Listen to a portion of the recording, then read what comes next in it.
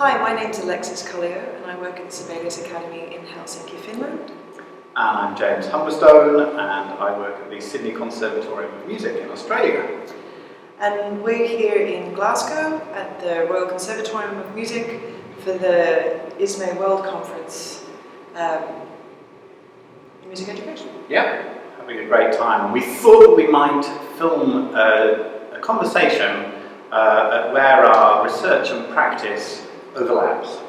Yeah, we sort of found some intersections and commonalities or common areas of interest when we met in Sydney in January.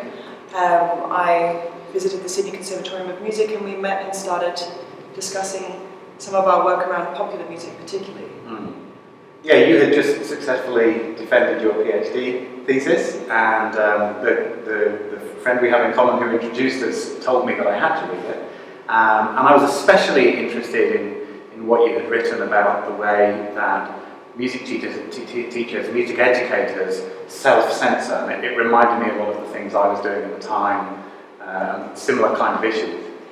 You know, I've been particularly interested lately. You've been telling me a lot about a really large-scale project you've had with your students at the Sydney Con with a hip-hop artist, and you guys have been producing an album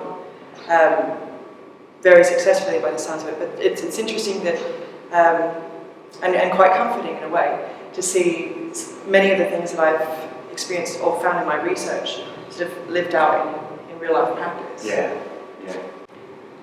So we were talking about a topic that we were going to discuss, and we thought that maybe we should discuss the value of being offended in music education and what that has meant in my research and also in your practice.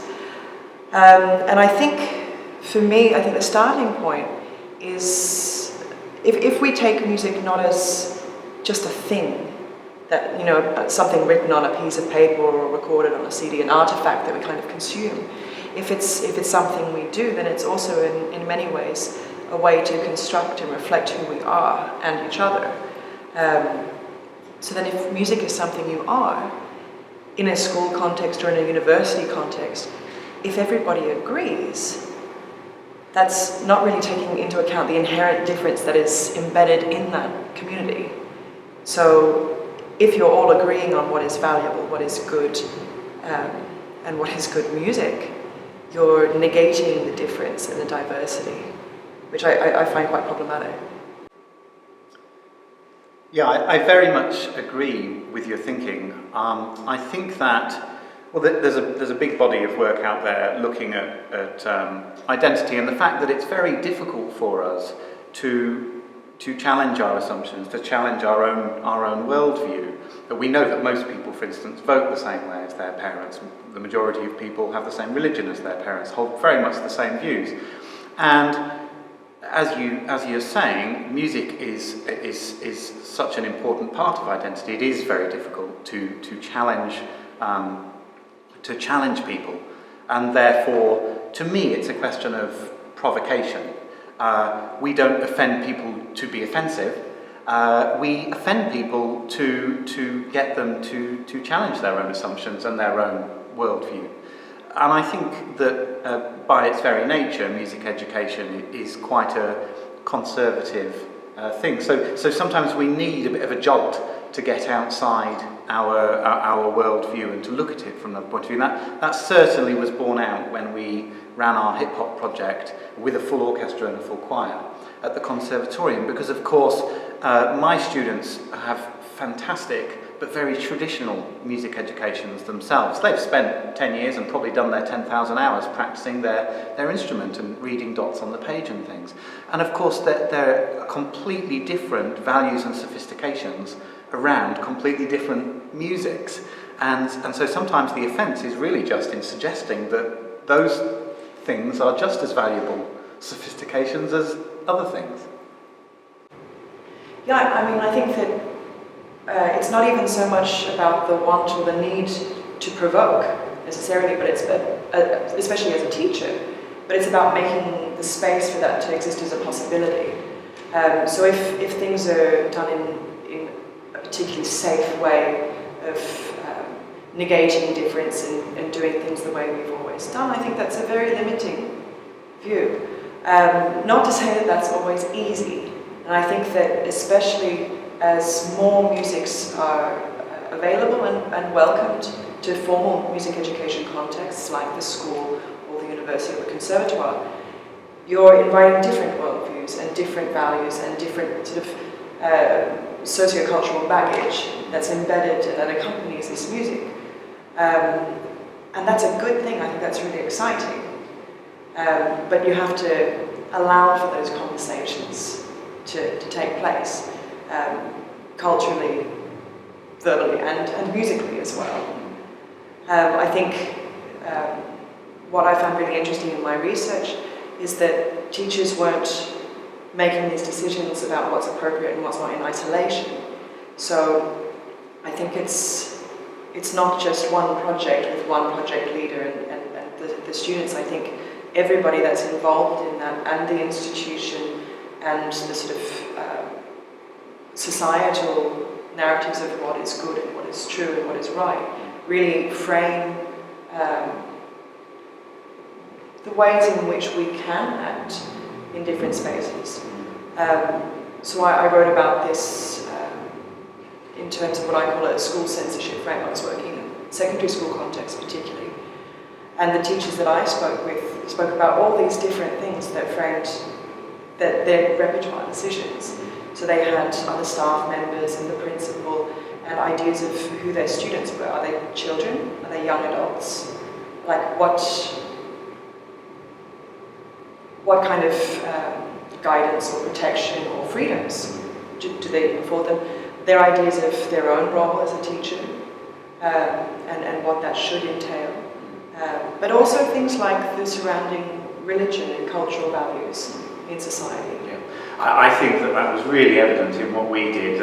It's almost not the socio-cultural background of the genre, but the baggage that comes with the background. So, for instance, one of the things that we did during the residency, we had hip-hop artist Luca Lesson, his producer from Florida, Jordan Thomas Mitchell, working with us for 2 months at the Conservatorium.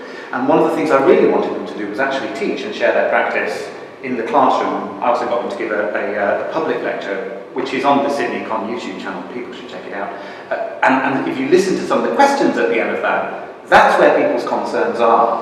Almost that, even if we accept that hip-hop is a legitimate music form, and there are plenty of teachers who don't, even if we accept that the baggage that comes along with it means that perhaps good hip-hop, or hip-hop, which doesn't encourage misogyny, doesn't encourage violence, drugs, things like that, but it might be a gateway drug to bad hip-hop that does encourage that kind of thing. And so, I mean, that's not even an accidental censorship, that's a very deliberate censorship. Yeah, I mean, I think that there are a number of problems and sort of assumptions around these kinds of discussions and conversations. So it's this assumption that certain musics are inherently bad and capable of influencing people in bad ways, and other musics are inherently good and will guide you to goodness or truth. And I think it's more complicated than that. So I think what's really been my interest is understanding how these musics become thought of as problematic in the first place. And I think that those are the kind of conversations we should be having, rather than what kind of music belongs in our schools or universities. Yeah, I think in music education specifically, a second level, although this would definitely cross over, is that some music is more intellectual than other music. And so quite often, even if it is music where the subject matter is quite innocent and the music itself is not particularly innovative or new or strange, that it's considered vacuous compared to proper music, and therefore gets censored for other reasons.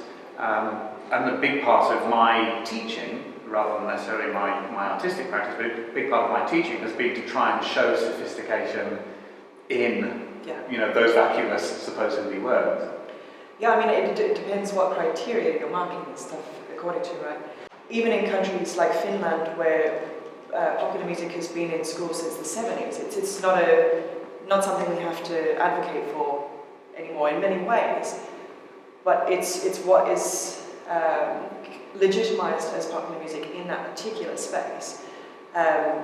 So for instance, there's a lot of pop and a lot of rock, and especially a lot of the old classics.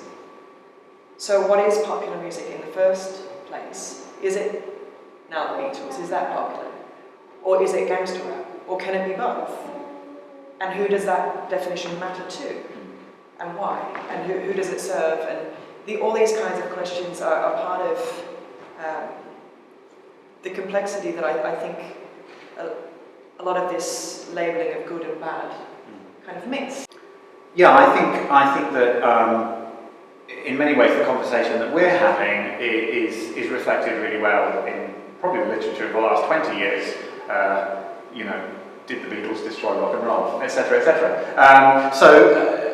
But perhaps this doesn't filter down to the classroom where people still carry their assumptions and their baggage in with them. It's almost about what is your role as a music educator, even if it's not your personal role as a musician, in the classroom. What is your, how can you let go of your own identity and be inclusive? And that's something you've read about.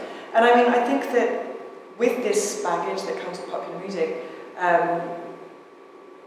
it puts a different responsibility on the music teacher. So in many ways it's easier with classical music because the masterworks are defined, and that repertoire has been long established, and it's a valuable repertoire. It's repertoire that I love. But with popular repertoire, those sorts of judgments are more personal, they're more situational, and it's not something that can be handed to you, but it's something that you negotiate between your role and identity as a teacher, as a musician, your students' identities, and then within the sort of framework of the school institution, and so on and so forth. So it's a much more negotiated idea of value and what music counts when and to who. The advice I've been giving my pre-service music teachers is if you dislike a music on first listening, then you need to approach it as if you just haven't understood it. Because there's got to be something there, there's got to be some hook, which you can find what the hook is for the students. You don't have to become expert in it or use it as the main music that you listen to in the bath, but you do need to you need to accept that there is a hook, there's a way in, and there's an important and sophisticated and legitimate culture behind all of these different forms. And I think there's a lot of value also on figuring out why you have a negative reaction to something. Because I think that in deciding what is bad music, it's part of establishing where your moral boundaries are and what lies outside of that. And as a teacher, that can be quite tricky, because your moral boundaries are different from your students, different from the principals, different from parents, and all of these kinds of ideas on what is good. So in doing that, you can't impose your ideas of what is right on everybody, and neither can you just take theirs as the starting and the end point. In Finland and many Nordic countries, they say draw upon students' interests, and I think many places are looking to design music education in this way. But that doesn't mean that you end there. And it doesn't necessarily mean that you use their interests solely to lead them to better music. But it's a way of exploring what music means, when and to who, and why it can mean many different things, even for one person. Yeah. I think that is that's the conclusion to the question that we posed ourselves. Why is it important, if you like, not just to be offended, to be musically offended? So if we're actually going out there and seeking to be musically offended and to be musically offensive to our own charges in our positions, that exactly what you're talking about, those possibilities, actually arise. Yeah, I think it opens doors, and it does involve taking a risk, but I think it's a really worthwhile risk.